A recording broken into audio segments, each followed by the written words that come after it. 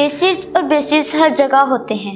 ये साबुन, डिटर्जेंट्स, खाद, धमाकाखेज मवाद, डायस, प्लास्टिक, कीड़ेमार अद्वियात, हत्ता के कागज़ बनाने में भी इस्तेमाल होते हैं। आजकल लोड शेडिंग का दौर है और हर घर में यूपीएस तो होता ही है। हमारी यूपीएस की बैटरी में भी एसिड इस्तेमाल होता है। क्या आप जानते हैं कि हमारा मैदा बहुत ज़्यादा एसिडिक होता है और हमारा खून थोड़ा सा बेसिक होता है। हमारे जिस्म में मौजूद प्रोटीन्स अमीनो एसिड से मिलकर बनती हैं। हमारे जेनेटिक कोड में मौजूद लेटर्स एज, टीज, सीज और जीज तमाम बेसिस ही होती हैं। एसिड्स और बेसिस को तब से दुनिया जानती है जब अभी एटम भी दरियाफ्त नहीं हुआ था। एसिड्स और बेसिस के बारे में जो अमूमी नज़रिया है वो ये है कि एसिड्स वो होते हैं जिनका जायका खट्टा होता है, बेसिस वो होती हैं जिनका जायका कड़वा होता है और ये स्लिपरी होते हैं। एसिड्स और बेसिस का आपस में रिएक्शन बहुत स्ट्रॉन्ग होता है। क्या आप एसिड्स और बेसिस के बारे में मज़ीद जानना चाहते हैं? तो आएँ हम आपको बताते हैं कि एसिड्स और बेसिस मॉलिक्यूलर लेवल पर किस तरह बिहेव करते हैं। जब भी किसी चीज़ को पानी में हल किया जाए तो दो चीज़ों का एक्सचेंज होता है। या तो प्रोटॉन का एक्सचेंज होता है जिसे हम हाइड्रोजन आयन भी कहते हैं, या फिर इलेक्ट्रॉन का।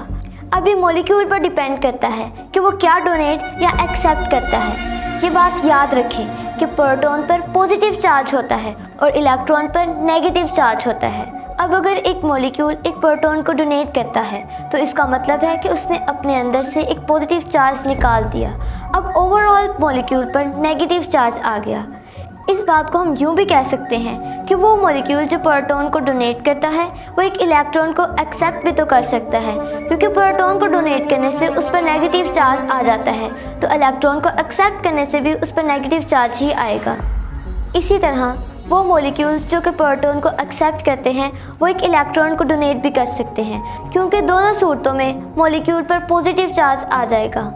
अब वो सब्सटेंसेस जो पानी में हल होते ही अपने प्रोटॉन को डोनेट करने लग जाएं और कुछ सेकंड्स में ही सैंपल में मौजूद सारे मॉलिक्यूल्स अपने एक या बाद सूरतों में 2 या 3 प्रोटॉन्स वाटर मॉलिक्यूल्स को डोनेट कर दें तो इन्हें हम स्ट्रॉन्ग एसिड्स कहते हैं।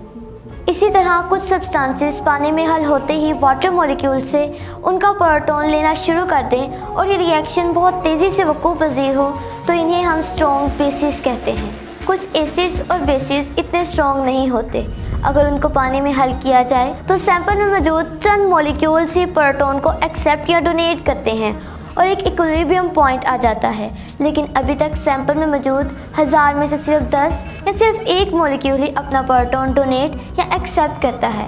हम उनको वीक बेसिस या एसिड्स कहते हैं।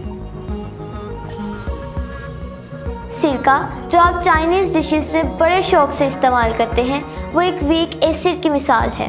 इसी तरह ग्लास पर ज़बरदस्त किस्म की चमक लाने के लिए आप अमोनिया स्प्रे करते हैं, वो भी वीक बेस की मिसाल है। अभी तक हमने एसिड्स और बेसिस को पानी में सोलेबिलिटी के लिहाज से स्टडी किया है। इस सब्सटेंस को एसिड कहा जो वाटर मॉलिक्यूल को प्रोटॉन डोनेट कर देते हैं और उन सब्सटेंसेस को बेसिस कहा जो वाटर मॉलिक्यूल से प्रोटॉन को एक्सेप्ट करने की सलाहियत रखते हैं। लेकिन एसिड्स और बेसिस का आपस में भी रिएक्शन होता है और ये बहुत स्ट्रॉन्ग रिएक्शन होता है। एसिड के मॉलिक्यूल प्रोटॉन को डोनेट करते हैं तो बेस के मॉलिक्यूल प्रोटॉन को एक्सेप्ट कर लेते हैं और ये इस रिएक्शन के नतीजे में वाटर मॉलिक्यूल्स और सॉल्ट वजूद में आते हैं। इस रिएक्शन को न्यूट्रलाइजेशन रिएक्शन कहा जाता है। कुछ सब्सटेंसेस पानी की गैर मौजूदगी में भी एसिड या बेस के तौर पर एक्ट करते हैं, but that is another story. We will discuss it in another video.